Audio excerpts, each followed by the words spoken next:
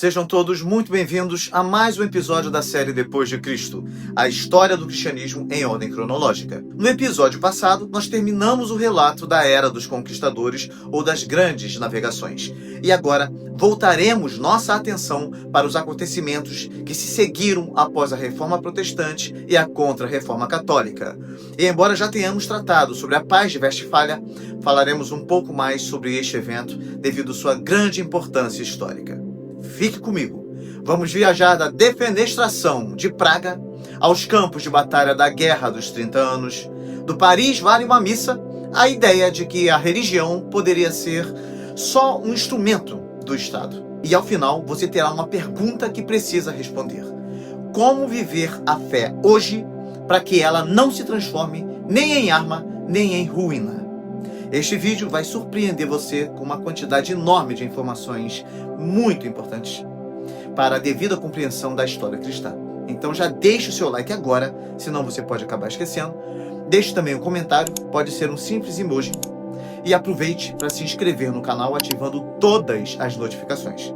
Isso é imprescindível para que você continue recebendo nossos vídeos e para que a plataforma aqui recomende nossos vídeos para outras pessoas que precisam conhecer nossa história.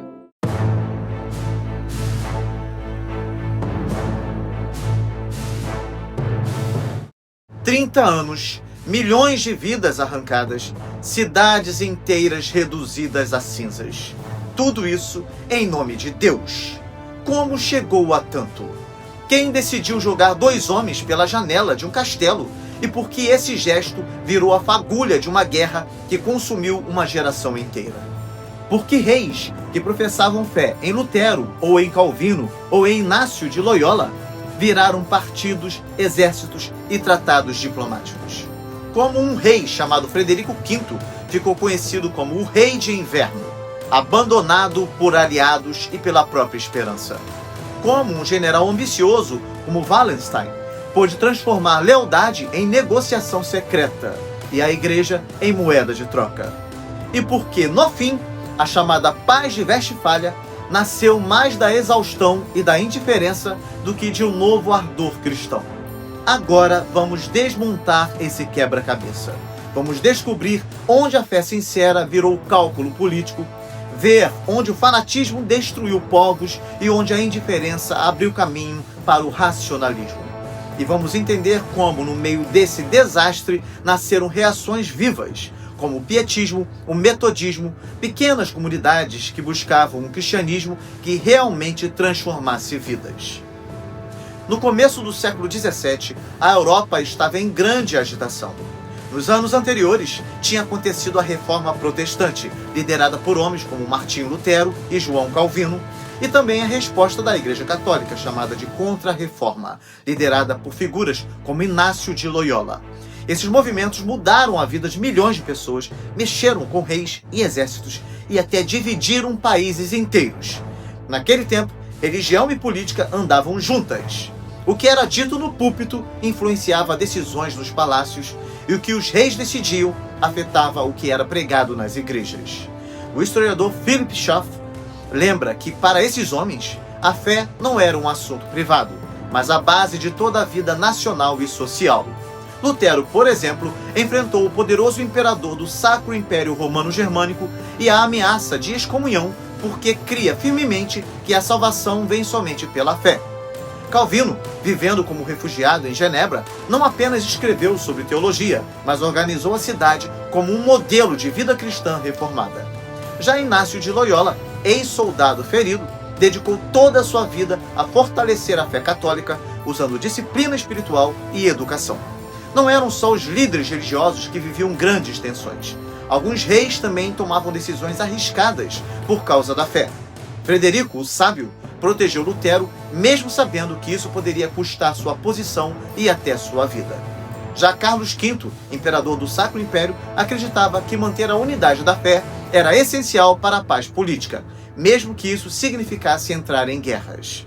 Até mesmo figuras controversas, como Henrique VIII da Inglaterra, mostravam preocupação com sua relação com Deus, embora misturassem ambição política e desejo pessoal com religião. Por isso, os conflitos entre cristãos eram tão intensos. Não eram apenas brigas políticas, mas lutas de convicções profundas. Mas com o passar das décadas, a chama de Lutero e Calvino foi enfraquecendo. O fervor espiritual começou a ser substituído por um cristianismo mais institucional e político. Muitos governantes passaram a ver a religião não como meio de salvação, mas como ferramenta de controle social. Um exemplo claro é Henrique IV da França. Ele mudou de religião várias vezes, de protestante para católico, depois de volta para protestantismo, e no final, novamente para o catolicismo. A famosa frase atribuída a ele, Paris bem vale uma missa, talvez não tenha sido dita por ele, mas mostra seu jeito de pensar. Governar com paz era mais importante do que ser fiel a uma confissão específica. Seu Edito de Nantes deu alguma liberdade aos protestantes, mas foi mais uma decisão política do que religiosa. Logo, essa mentalidade se espalhou. Na Guerra dos 30 Anos, que foi de 1618 a 1648, na Alemanha, as disputas religiosas muitas vezes eram só um disfarce para interesses políticos. Príncipes luteranos se aliavam a reis católicos e vice-versa quando isso era conveniente. O sonho de uma unidade nacional cedia lugar ao jogo de interesses. Com isso, cresceu a ideia de que não valia a pena brigar por doutrinas. Surgiu então o racionalismo, a tentativa de criar uma religião natural, baseada apenas na razão humana, deixando de lado verdades bíblicas como a Trindade, a encarnação de Cristo e a salvação pela graça. Roland Bainton observa que essa mudança abriu caminho para o iluminismo, quando muitos começaram a considerar os cristãos fiéis como fanáticos e retrógrados. Enquanto isso, dentro das igrejas históricas, luteranas, reformadas e católicas, alguns ainda tentavam guardar a doutrina pura, mas, como explica Michael Reeves, a ortodoxia sem a chama do amor por Cristo pode se tornar apenas um esqueleto doutrinário. A fé viva foi sendo substituída por formalismo. Nem todos aceitaram isso. Alguns abraçaram o racionalismo e outros fugiram para lugares onde poderiam adorar a Deus livremente, como as colônias da América do Norte. E outros ainda buscaram reacender a vida espiritual, surgindo assim movimentos como o pietismo na Alemanha e o metodismo na Inglaterra. Esses grupos, mesmo sem sair de suas igrejas, se reuniam em pequenas comunidades para orar, estudar a Bíblia e viver de forma intensa o Evangelho. Queriam um cristianismo que transformasse vidas, não apenas debates acadêmicos. Esse foi o ponto de virada na história. De um lado, a frieza espiritual e o avanço do racionalismo. De outro, o surgimento de movimentos que reacenderam a fé. E é nesse cenário que veremos guerras, mudanças políticas, fortalecimento das tradições religiosas e, ao mesmo tempo, o nascimento de novas formas de viver o cristianismo. Você já imaginou uma guerra que dura tanto tempo que, quando termina, muitas das pessoas que a viram começar já nem estão mais vivas? Foi assim com a Guerra dos 30 Anos, que foi de 1618 a 1648, um dos conflitos mais longos e sangrentos da história europeia. Mas como tudo começou? Por que alemães, boêmios, espanhóis, suecos, franceses e tantos outros povos se envolveram num conflito que parecia não ter fim? Vamos descobrir. No século XVI, a Alemanha viveu um período de relativa paz após a assinatura da Paz de Augsburgo, de 1555. Esse acordo dizia que cada príncipe ou governante poderia escolher a religião do seu território, católica ou luterano, e que seus súditos, caso não concordassem, poderiam se mudar para outra região. Mas havia problemas sérios nesse tratado. Quer saber quais? Só luteranos eram reconhecidos como legítimos entre os protestantes. Calvinistas e outros grupos eram vistos como hereges. A liberdade religiosa era apenas para os governantes. O povo comum não podia escolher, só podia emigrar. E também foi criada a chamada reserva eclesiástica. Se um bispo católico se tornasse protestante, ele deveria abandonar o território, que continuaria oficialmente católico. Isso parecia uma paz, mas era uma paz construída sobre a areia. Bastava um vento mais forte para ruir. Em 1576, Rodolfo II subiu ao trono do Sacro Império Romano Germânico. Ao contrário de seu antecessor Maximiliano II, que tinha sido tolerante com os protestantes, Rodolfo havia sido educado pelos jesuítas na Espanha e via com desconfiança a heresia protestante. Mas havia um detalhe curioso: Rodolfo era indeciso e fraco politicamente. Isso fez com que, nos primeiros anos, o protestantismo continuasse crescendo apesar da sua oposição. Você já ouviu falar de Donauwörth? Essa era uma cidade imperial na Alemanha, majoritariamente luterana. Só alguns monges católicos viviam ali e tinham liberdade de culto, desde que não provocassem tensões. Mas em 1606, algo inesperado aconteceu. Os monges saíram em procissão pública, possivelmente incentivados pela forte convicção católica do imperador e de seus conselheiros. O povo protestante reagiu violentamente, dispersando-os à força. Até aí, nada muito fora do comum.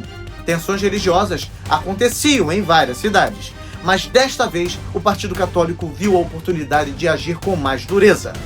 No ano seguinte, o Duque Maximiliano da Baviera, um católico fervoroso, apareceu com um exército, entrou em Donauwörth e obrigou os habitantes a se converterem ao catolicismo. Foi um choque. A resposta protestante veio rápido. Em 1608 formaram a União Evangélica para se proteger. Os católicos reagiram criando, no ano seguinte, a Liga Católica. O que isso significava?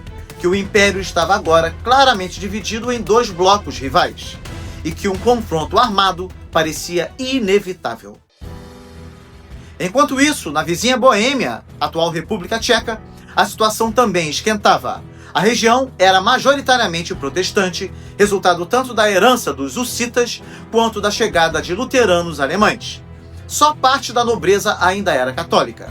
O imperador Rodolfo II, para conter conflitos, assinou um documento chamado Majestat, garantindo liberdade religiosa aos boêmios. Mas pouco depois tentou anular essas garantias e isso gerou grande desconfiança. Em 1617, o novo imperador Matias nomeou seu sobrinho Fernando de Estíria como rei da Boêmia. Fernando, educado pelos jesuítas, acreditava que era sua missão acabar com o protestantismo. Logo, ele e suas autoridades começaram a violar o Acordo da Majestat. Então, veio o episódio que entrou para a história. Em 1618, líderes protestantes boêmios, irritados com a recusa do Conselho Real em ouvir suas queixas, decidiram agir. Pegaram 2 altos oficiais católicos e os jogaram pela janela do castelo em Praga. E eles morreram? Não! Eles caíram sobre um monte de esterco e sobreviveram. Mas o ato foi simbólico. Significava que a paciência tinha acabado. Esse evento, conhecido como Defenestração de Praga, foi a faísca que acendeu a Guerra dos 30 Anos. Uma guerra que começaria como um conflito religioso e terminaria como uma luta pelo poder na Europa, deixando milhões de mortos e cidades inteiras arrasadas. Por que essa guerra foi tão terrível? Porque não era apenas católicos contra protestantes. Era também uma disputa política entre reis, príncipes e impérios. Era uma guerra travada por soldados mercenários que muitas vezes saqueavam e destruíam tudo por onde passavam, deixando fome e doenças no caminho. Os historiadores conservadores lembram que, mais do que diferenças religiosas, havia uma luta pelo controle da Europa Central e que a fé foi usada tanto como bandeira genuína quanto como pretexto político. Você já pensou no que significa lutar por sua fé e perder tudo? Trono, terras, família, em questão de meses. Foi exatamente o que aconteceu com Frederico V, o príncipe que os rebeldes boêmios escolheram como rei, acreditando que ele traria uma rede de aliados poderosos. Mas por que justamente Frederico? Porque ele era líder da União Evangélica, um bloco de príncipes protestantes alemães, e tinha traços familiares estratégicos. Sua esposa era filha do rei Jaime I da Inglaterra, que também era Jaime VI da Escócia. Os boêmios pensavam: se Frederico for nosso rei, a Inglaterra nos ajudará e a União Evangélica lutará ao nosso lado. E não só isso, Logo, a Silésia e a Morávia também se juntaram à rebelião. Quando a revolta estava a todo vapor, o imperador Matias morreu. Seu sobrinho Fernando II herdou o trono. Para os boêmios, isso era péssima notícia. Fernando era católico convicto, formado pelos jesuítas e determinado a esmagar o protestantismo. Mas havia um problema para ele. Ele não tinha exército suficiente para enfrentar tantos inimigos. A Boêmia rebelada, a União Evangélica, a possível intervenção inglesa e até ameaças da Dinamarca e da Suécia. Então, o que fazer quando se está encurralado? Fernando pediu ajuda à Liga Católica e a seu líder, o Duque Maximiliano da Baviera, seu amigo de juventude. Maximiliano não pensou duas vezes. Ele reuniu suas forças e partiu para invadir a Boêmia. Os boêmios acreditavam que poderiam vencer se resistissem até o inverno, quando as tropas inimigas ficariam sem suprimentos. Mas Praga estava ameaçada e eles decidiram lutar. Foi um desastre. O exército rebelde foi esmagado. Frederico fugiu e ganhou um apelido irônico, o Rei de um Inverno, pois seu reinado durou apenas alguns meses. E onde estavam os aliados prometidos? A Inglaterra hesitou. O rei Jaime I, mais preocupado com negociações diplomáticas com a Espanha, ele não enviou ajuda ao próprio genro. A União Evangélica se dissolveu, abandonando a causa. Ninguém veio salvar Frederico. O resultado foi cruel. Fernando II retomou o trono e puniu severamente os rebeldes. Na Boêmia, líderes protestantes foram executados, muitos perderam suas propriedades e leis proibiram qualquer apoio a pastores luteranos ou hussitas. A perseguição foi tão intensa que em 1626 decretou-se: quem não se convertesse ao catolicismo até a Páscoa teria de abandonar o país. Estima-se que ao longo da guerra a população da Boêmia caiu em 80%, uma catástrofe demográfica e espiritual. O Palatinado, majoritariamente calvinista, sofreu destino semelhante: conversões forçadas, perseguições e êxodo em massa. Diante das vitórias católicas, o mundo protestante ficou alarmado. Mas não era só religião, havia também medo político. A Casa de Áustria, que governava tanto o Império Alemão quanto a Espanha, estava se tornando forte demais. No fim de 1625, 3 potências protestantes uniram-se: Inglaterra, Holanda e Dinamarca. Qual era o plano? Invadir o Império e restaurar Frederico ao trono do Palatinado. Contavam com o apoio de vários príncipes protestantes alemães e até de alguns católicos insatisfeitos com o poder crescente da Áustria. Fernando II, apesar do apoio da Liga Católica, não queria ficar dependente de Maximiliano da Baviera. As vitórias na Boêmia tinham sido mais mérito da Liga do que dele próprio. Assim, ele recorreu a um aliado peculiar: Albrecht von Wallenstein. E quem era esse homem? Um nobre boêmio que havia enriquecido, comprando a preços irrisórios as propriedades confiscadas dos protestantes. Ambicioso, leal à Casa de Áustria e dono de recursos próprios, Wallenstein montou um exército para servir diretamente ao imperador. Quando Cristiano IV da Dinamarca invadiu, 2 exércitos católicos entraram em ação: o da Liga Católica, liderado por Tilly, e o de Wallenstein. A guerra teve reviravoltas. Por um momento, parecia que o exército de Tilly se desintegraria. Mas Wallenstein venceu batalhas importantes, obrigando os dinamarqueses a recuar para enfrentá-lo. Isso deu tempo para Tilly se reorganizar. Em 1626, na Batalha de Lutter, Cristiano IV e seus aliados foram derrotados. Tilly aproveitou para ocupar boa parte do norte protestante da Alemanha, enquanto Wallenstein tentava levar a guerra até a Dinamarca. Mas aí falhou. Ele não conseguiu conquistar as costas do Báltico e enfrentou a oposição da Suécia. Finalmente, em 1629, Fernando II e Cristiano IV assinaram o Tratado de Lübeck. A Dinamarca deixava a guerra, mantendo seus territórios, mas o norte da Alemanha ficava arrasado, mergulhado na miséria e nas conversões forçadas ao catolicismo. Política impulsionada, mais uma vez, por Maximiliano da Baviera. Os historiadores destacam que, nesse ponto da guerra, a motivação já ia muito além da fé. Católicos e protestantes estavam usando a religião como bandeira, mas o jogo real era pelo poder político na Europa. No meio disso, quem sofria era o povo comum, que via suas terras queimadas, suas famílias mortas ou expulsas e sua fé sendo decidida por decretos de governantes distantes. Depois de 3 décadas de sangue, destruição e fome, até mesmo os mais obstinados estavam exaustos. Fernando II havia morrido em 1637 e seu filho Fernando III assumiu o trono. Embora permanecesse fiel ao catolicismo, ele não tinha o mesmo espírito de intolerância que marcara o reinado de seu pai. A Alemanha estava arrasada, ocupada por exércitos estrangeiros de ambos os lados, católicos e protestantes. Os suecos haviam sustentado tropas no fronte por anos e a França percebia que aquele era o momento ideal para arrancar as melhores concessões possíveis. Após negociações longas e complexas, foi assinada em 1648 a Paz de Westfália, encerrando oficialmente a Guerra dos 30 Anos. Entre os grandes vencedores estavam a Suécia e a França. A Suécia obteve extensos territórios na costa do Mar Báltico e do Mar do Norte, enquanto a França expandiu suas fronteiras até o rio Reno.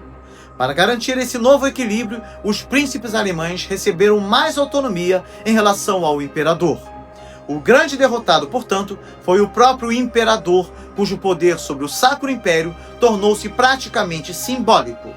Na questão religiosa, decidiu-se que cada estado poderia seguir sua própria fé, desde que fosse católica, luterana ou reformada. Essa liberdade não se aplicava apenas aos governantes, mas também aos seus súditos. Ficou estabelecido ainda que cada igreja ou instituição religiosa permaneceria sob a confissão que possuía em 1624. Uma anistia geral foi concedida a todos os que durante a guerra haviam se rebelado contra seus senhores, com exceção dos territórios hereditários da Casa da Áustria.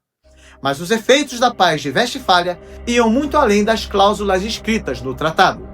Os princípios de tolerância que surgiram não eram fruto de uma súbita compreensão mais profunda da caridade cristã, mas de algo bem mais amargo, uma crescente indiferença religiosa. Depois de tanto sofrimento, a Europa havia testemunhado até onde o fanatismo poderia levar quando se usava a força militar para resolver disputas de fé. E no fim, o que havia sido conquistado? Nada de concreto. Assim, muitos concluíram que seria melhor deixar as questões teológicas para os teólogos e tratar a política com base nos interesses de cada príncipe ou estado. Desse desencanto nasceu também a dúvida. Se teólogos de diferentes confissões afirmavam doutrinas tão distintas, como confiar plenamente em qualquer uma delas? Como crer que uma verdade capaz de justificar tanta violência fosse realmente a vontade de Deus? Aos poucos, cresceu a ideia de que talvez existisse uma forma mais profunda, mais pacífica e até mais cristã de servir ao Senhor do que se deixar levar pelo fanatismo de uma ortodoxia cega. O que a Guerra dos 30 Anos e a Paz de Westfália nos ensinam aqui e agora? Não é só história, é um espelho para a nossa vida cristã. Precisamos aprender a defender a verdade com caridade. A ortodoxia sem amor vira casca vazia. Estude e defenda a doutrina, como Lutero e Calvino fizeram, mas que isso sempre se manifeste em cuidados pelos outros, não em coerção, insulto ou violência. Precisamos ter consciência de que quando a religião vira principal instrumento de poder, o evangelho perde sua autoridade moral. Devemos participar da política, votar de forma consciente, discutir ideias, mas não devemos permitir que a igreja se transforme em máquina de poder. A verdade cristã convence pelo testemunho, não pela espada. Vimos como é importante a formação de comunidades pequenas e reais. O pietismo e metodismo surgiram como resposta prática. Grupos que oravam, estudavam e viviam o evangelho. É muito importante fortalecermos grupos de discipulado em nossas igrejas. Eles transformam fé em vida e protegem contra formalismo e radicalismo. E como temos visto ao longo desta série, é extremamente importante preservarmos nossa história e a ensinarmos de forma responsável para não repetirmos tantas tragédias. Conhecer episódios como Donauwörth, a Defenestração de Praga, Wallenstein ou A Paz de Westfália nos ajuda a reconhecer os perigos e desafios de nosso tempo. Além disso, aprendemos que precisamos servir os vulneráveis, sempre. Em meio às convicções mais firmes, a prioridade prática do cristão é cuidar do próximo. Hospitalidade, socorro a refugiados, apoio aos pobres e às vítimas de conflitos são medidas concretas que mostram o rosto do Evangelho. E eu quero fechar com um desafio. Ser cristão em nossos dias exige coragem intelectual e ternura prática. Não se trata de escolher entre convicção e compaixão. Trata-se de viver ambas, porque foi assim que Cristo mudou o mundo. Se você gostou do vídeo e deseja aprender a Bíblia e a história do cristianismo com profundidade, essa é a sua oportunidade. Através de nossos cursos, você vai caminhar pelas 4 principais áreas do conhecimento: a teologia, a história, a filosofia e a política, tendo acesso a tudo o que você precisa para desenvolver uma vida intelectual sólida, pagando muito pouco por isso. Não perca essa oportunidade de adquirir os nossos cursos com 70% de desconto. São 7 cursos com quase 500 aulas e com 16 e-books interativos já disponíveis. Ao adquirir qualquer um de nossos cursos, você garante acesso vitalício, podendo estudar no seu ritmo e revisitar o conteúdo sempre que precisar. Mais do que um investimento pessoal, esse conhecimento abençoará toda a sua casa, trazendo clareza, edificação e crescimento espiritual para você e sua família. Aprofunde-se na palavra, prepare-se para ensinar, fortaleça a sua fé. Garanta agora mesmo seu acesso exclusivo, tá bom? Chegamos ao final de mais um vídeo. Dê o seu like e compartilhe esse vídeo para que outras pessoas possam conhecer o canal e estudar a Bíblia e a história do cristianismo aqui conosco. Uma exclusividade aqui do canal A Bíblia Toda. Que Deus te abençoe muito e até o próximo vídeo com a graça de Deus.